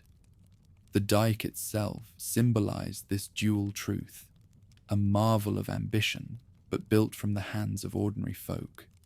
It did not stop every raid, yet it stood as a visible scar across the land, proof of a king's will impressed on the earth. For those who laboured on it, the dike was gruelling work. For Offa, it was permanence, a boundary that claimed to hold back chaos. Mercia's supremacy was not unchallenged. Wessex pressed against its borders, East Anglia resisted subjugation, and Welsh kingdoms bristled at Offa's show of strength. Skirmishes flared, but Offa's blend of might and diplomacy usually prevailed. Marriages cemented alliances, punishments crushed rebellion, and campaigns reminded rivals of Mercia's reach. He was overlord to many, feared by most, and respected by all. The treasures of his reign show a society that had moved beyond survival. Gold buckles, garnet-inlaid jewelry, and silverwork of exquisite detail reveal artisans supported by steady patronage. These were not the makeshift goods of warbands, but the luxuries of a court confident in its continuity. Kingship had become spectacle as much as power, a performance of stability that set Mercia apart from the shifting chaos of earlier centuries. And yet, beneath the brilliance, fragility remained. Famine could still empty storehouses. Disease could still spread unchecked, and rebellion lurked in every ambitious noble. Offa's system held so long as he lived, but no structure in Britain had ever proven eternal. His death in 796 left Mercia strong, but without the force of his personality to bind it, the cracks began to show. The dike still cut across the hills, the coins still bore his image, the churches still prayed for his soul, but the hand that had made Mercia supreme was gone. Offa's reign was a high watermark, a vision of what kingship in Britain could be, when ambition, wealth, and faith converged. He built not only boundaries in earth, but a sense of order that outshone every rival. And yet, like all earthly achievements, it was fleeting. The island that had seemed on the brink of stability would soon face storms greater than any border or coin could withstand. Ships already prowled northern seas, their sails like wings of ravens, and when they came ashore, Britain would remember that even the greatest king could not command the tide. Calm summer tides bore the first longships as they glided toward the shores of Britain. Their prows were carved like beasts, their hulls long and sleek, their sails full in the wind. To the monks of Lindisfarne, the island monastery perched on its tidal shore. They must have seemed no different from trading vessels at first. But these ships carried no merchants. They brought warriors from the north, men hardened by sea and steel, and with them came terror unlike anything the island had seen in generations. In 793, Lindisfarne was stormed. Monks were slaughtered at their altars, relics scattered, and treasures seized. To contemporaries, it felt like the end of the world. Chroniclers wrote of dragons in the sky, storms lashing the land, and a punishment sent by God. To the survivors, it was simpler and more brutal, an attack that left bodies on the sand and smoke rising above a place once thought sacred. Britain had known raids before, Picts, Irish, Saxons, but the Vikings brought something new, relentless speed, ferocity, and the sense that nowhere, not even holy ground, was safe. Monasteries were the first targets. They were wealthy, isolated, and poorly defended. Lindisfarne was followed by Jarrow, Iona, and others. Chalices of gold, jeweled gospel covers, and silver reliquaries were carried off. Monks who had spent lives in prayer found themselves dragged to ships as captives, their fates sealed in distant markets. These holy places had been centers of light in an uncertain age, but their very wealth painted a target. The Viking axe cut not only into wood and flesh, but into the heart of Britain's spiritual identity. Coastal villages suffered as well. Fishermen and farmers who had lived in uneasy peace now watched the horizon with dread. Longships could appear with little warning, striking fast, looting what they could, and vanishing before any force could be mustered. Smoke rising from a settlement became a familiar sight along exposed shores. Families fled inland, carrying what they could, hiding livestock in woods and praying that their lord's warriors might arrive in time. But even kings found themselves powerless against raiders who fought where they chose and left before dawn. The rhythm of farming life faltered under the threat. Sowing and harvesting still had to be done, but fields near the coast were abandoned, and some communities retreated inland. Markets that had begun to flourish under Mercian order grew tense. Merchants wary of transporting goods where ships might intercept them. For peasants, survival meant hiding stores in pits, building watchfires, and living with the constant anxiety that the sea itself had become an enemy. Yet Britain was not helpless. Kings and lords responded by fortifying coasts and marshalling defences. Forts were strengthened, fleets assembled, and villages encouraged to band together.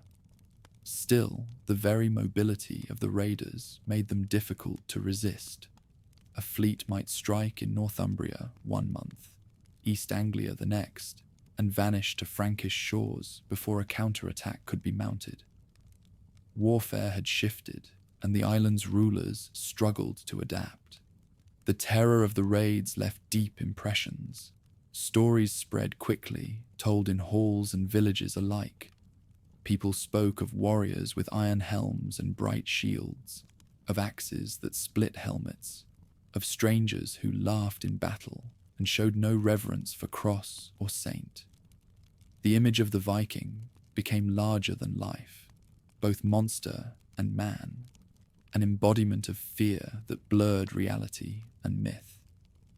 Chroniclers painted them as scourges of God, sent to chastise a sinful people. In truth, they were men seeking wealth, but their violence and suddenness made them feel supernatural. For the monks who survived, the memory was seared into scripture and song. Illuminated manuscripts depict strange beasts and apocalyptic visions, perhaps reflecting the trauma of seeing their sanctuaries defiled. For ordinary folk, the impact was measured in hunger, grief, and the knowledge that safety was gone. Children grew up with stories of fires on the coast, of kin carried off into slavery, of treasures lost forever. These memories shaped how the next generation would view both faith and kingship. But raids did more than destroy. They forced rulers to change. Kings began to build stronger ties with the church, recognizing that monasteries could not survive without protection, and in turn demanding prayers for victory and stability. Nobles fortified their estates, surrounding halls with earthworks and timber palisades. Villages clustered more tightly around lords, seeking the shelter of warriors. Power became measured not only by the wealth a king could display, but by the security he could guarantee against raiders. At the same time, the raids opened Britain further to the wider world. Viking fleets sailed across the North Sea with ease, linking Britain to Scandinavia in a web of violence, but also of exchange. Goods looted in monasteries ended up in markets as far away as the Baltic. Captives from Britain were sold into slavery in lands their families had never heard of. The island that had once seemed distant now discovered it was tied to seas that carried both opportunity and peril. Daily life under this shadow was marked by resilience. Farmers adjusted planting cycles, herding animals to hidden valleys when raids were expected. Women safeguarded family treasures in buried hoards, some of which still surface today. Children were taught not only to tend fields, but to watch horizons, to read the wind and the water for signs of danger. Fear became part of survival, but so did adaptation. Tested and battered, the church survived. Monasteries rebuilt after attacks, their monks refusing to abandon their call. Some communities moved inland, choosing less vulnerable sites. Others grew sterner, their prayers laced with the urgency of those who had seen death at the altar. Saints' cults multiplied, miracles attributed to holy men who could protect communities from the invaders. Pilgrimage increased as people sought divine protection against a threat no earthly ruler seemed able to halt. The memory of these first Viking raids never faded. They were spoken of not just as events, but as turning points, moments when Britain realized that its wealth and faith were exposed to forces beyond its borders. Lindisfarne, in 793, became a symbol, remembered long after other battles were forgotten. It marked the end of an age of fragile stability and the beginning of one defined by constant vigilance. And yet, even in the face of fire and fear, the island endured. Kings adjusted, peasants adapted, monks rebuilt, and communities learned new ways to survive. The longships would return again and again, but so too would resilience. Britain's story was not one of collapse, but of endurance tested against a new enemy. The raids of these decades were the first strokes of a storm that would grow fiercer, but they also revealed a strength that no blade or fire could erase. The smoke of raids had become a familiar stain on the horizon by the 9th century. What began with sudden strikes on monasteries had grown into a pattern of life, a rhythm of fear and resilience. Britain's kingdoms stood wary, their coasts scarred, their people hardened by decades of uncertainty. Yet amid the threat, the land was far from broken. Wessex, Mercia, and Northumbria vied for dominance, while smaller realms clung to survival. Each ruler sought not only to protect his own people, but to claim the mantle of leadership in a world that demanded strength. Wessex emerged as a rising force, nestled in the fertile valleys of the south. Its kings built power steadily, drawing strength from both land and lineage. Their halls resounded with the voices of warriors bound by oaths, and their fields yielded the grain that fed ambition. In Mercia, the legacy of Offa still lingered, though his successors struggled to maintain supremacy. Northumbria, brilliant in its golden age, now staggered under the weight of internal strife and the relentless pressure of Viking raiders. Power shifted like the tides, each kingdom watching the others for weakness, each preparing for the day when fortune turned. For nobles, this was a time of delicate balance. They swore loyalty to kings, but kept their own ambitions close, ready to seize opportunity should their lord falter. Feasts in timber halls displayed both generosity and suspicion, with warriors gauging which master might best reward their swords. For peasants, the rivalries of kings mattered little compared to the demands of the soil. They still ploughed in narrow strips, tended livestock, and prayed for steady harvests. Yet even they felt the weight of political change, for tribute grew heavier, and watchfires along coasts reminded them that raiders might descend at any time. Religion remained the island's thread of continuity. Monasteries rebuilt after raids, their monks refusing to abandon their calling. New churches rose in villages, simple structures of timber and thatch, where priests blessed fields, baptized children, and offered prayers against sickness and war. Christianity was no longer fragile. It had sunk roots deep enough to endure flame and sword. Saints' cults flourished, their shrines attracting pilgrims who sought protection and healing. The faith that had once been contested now united much of the land, giving kings another tool of legitimacy and communities a shared hope. Daily life carried on under the shadow of looming transformation. Farmers hid stores in pits against sudden raids. Women buried family treasures beneath hearths, trusting the earth to keep them safe. Children grew up with tales of saints and of raiders, of kings who fought bravely, and of villages that vanished overnight. In their world, caution was as natural as breathing, but so too was resilience. The ability to rebuild, to carry on despite loss, became the defining strength of the age. Yet this was not only a time of fear. Trade still flowed across the channel. Frankish coins circulated in markets, glass beads glittered in necklaces, and garnets from distant lands adorned brooches. Britain was not isolated. It was connected by sea to a wider world, its rulers aware that their power was measured not only in spears, but in the wealth they could command. Even Viking raids, brutal as they were, tied the island more tightly to northern seas, binding its fate to Scandinavia in ways no one yet understood. The distinctions between peoples grew sharper. Saxon and Briton, once mingled in a twilight of survival, now stood apart with clearer identities. Language, law, and custom defined communities, and while intermarriage still occurred, the sense of belonging to one culture or another hardened. Yet beneath these differences lay the same human concerns: the harvest, the family, the hope for safety.